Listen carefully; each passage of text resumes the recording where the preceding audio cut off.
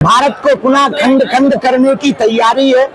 भारत में लगातार विदेशी ताकतें सक्रिय हैं। लब जिहाद, लैंड जिहाद, थूक जिहाद, मूत्र जिहाद के द्वारा लगातार हिंदुओं पर जो कुठाराघात हो रहा है। हिंदू राष्ट्र की मांग हमें कागज पे नहीं चाहिए, लोगों के दिलों में चाहिए। पर हिंदुत्व का मतलब हमें किसी को मारना या गिराना नहीं है, सबको गले लगाना और अपनी संस्कृति की रक्षा के लिए आगे आना। हमने पुनः प्रण लिया कि अब दिल्ली से वृंदावन तक हम पुनः पैदल 140 किलोमीटर चलेंगे। यात्रा की जरूरत इसलिए पड़ रही है, भारत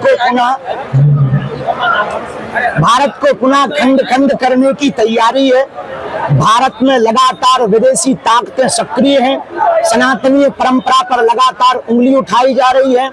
यमुना जी की स्थिति देखकर, गौ माता की स्थिति देखकर, ब्रज की स्थिति देखकर और विदेशी ताकतें लब जिहाद, लैंड जिहाद, थूक जिहाद, मूत्र जिहाद के द्वारा लगातार हिंदुओं पर जो कुठाराघात हो रहा है, उस कुठाराघात को हटाने के लिए जो जातियों में विद्वेष मचा, जो जातिवाद, क्षेत्रवाद, भाषावाद मचा, उन तीनों वादों को शून्य करने के लिए, भाषावाद, क्षेत्रवाद और जातिवाद को शून्य करने के लिए हमने पुनः प्रण लिया कि अब दिल्ली से वृंदावन तक हम पुनः पैदल 140 किलोमीटर चलेंगे।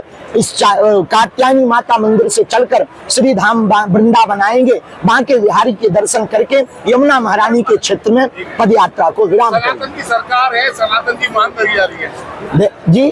सनातन की सरकार है और आप हिंदू राष्ट्र की मांग कर रहे हैं तो हिंदू राष्ट्र की मांग हमें कागज पे नहीं चाहिए, लोगों के दिलों में चाहिए।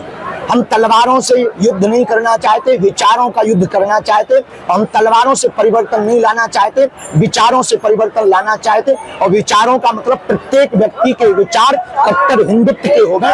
कट्टर हिंदुत्व का मतलब हमें किसी को मारना या गिराना नहीं है, सबको गले लगाना और अपनी संस्कृति की रक्षा के लिए आगे आना। पहले से हिंदू राष्ट्र घोषित है, अब घोषित की तरफ है। जो हिंदू राष्ट्र मानेगा उससे फायदा होगा, जो नहीं मानेगा नुकसान होगा। बिल्कुल बात सही है।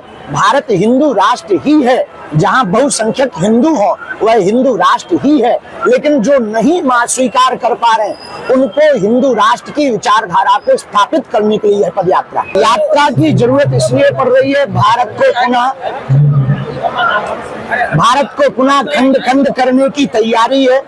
भारत में लगातार विदेशी ताकतें सक्रिय हैं। सनातनीय परंपरा पर लगातार उंगली उठाई जा रही है।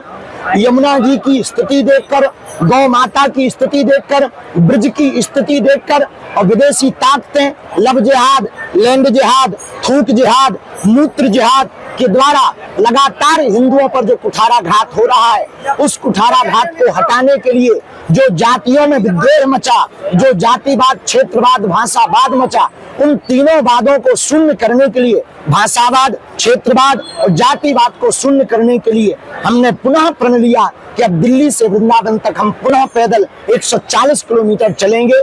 इस कात्यायनी माता मंदिर से चलकर श्री धाम वृंदावन आएंगे, बांके बिहारी के दर्शन करके यमुना महारानी के क्षेत्र में पदयात्रा को विराम करेंगे। सनातन की सरकार है, सनातन की मांग करी जा रही है जी।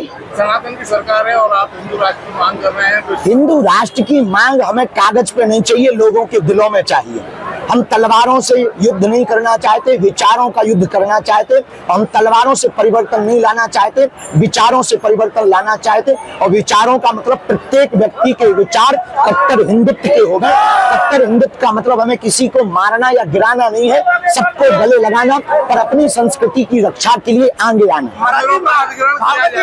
पहले से हिंदू राष्ट्र घोषित है, अब घोषित की तरफ है। जो हिंदू राष्ट्र मानेगा उससे फायदा होगा, जो नहीं मानेगा नुकसान होगा। बिल्कुल बात सही है। भारत हिंदू राष्ट्र ही है। जहां बहुसंख्यक हिंदू हो वह हिंदू राष्ट्र ही है। लेकिन जो नहीं स्वीकार कर पा रहे हैं, उनको हिंदू राष्ट्र की विचारधारा को स्थापित करने के लिए पदयात्रा